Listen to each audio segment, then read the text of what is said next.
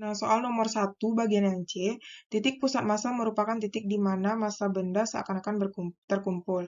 Titik pusat massa benda selalu berada di dalam benda. Benarkah pernyataan tersebut? Dia selalu katanya ya. Jadi dia itu tidak selalu ya. Tidak selalu.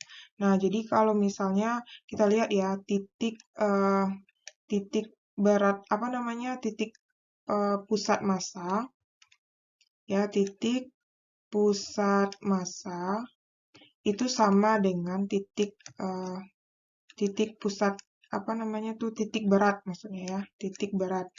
Jadi bisa kalau misalnya bendanya itu bentuknya apa?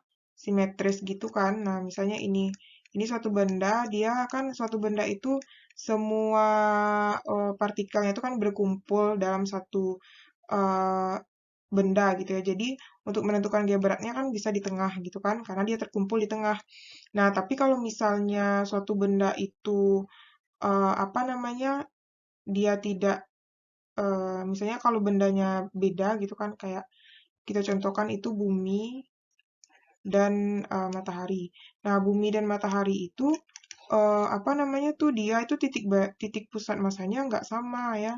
Nah, ini titik pusat masanya adalah di tengah karena eh, karena ini jadi ini titik di sini titik pusat masanya. Oke, berarti kan bukan di dalam benda ya, berarti tidak di dalam benda kan, berarti di luar benda jadinya kan. Nah, jadinya apa namanya tuh? Jadi nggak selalu ya.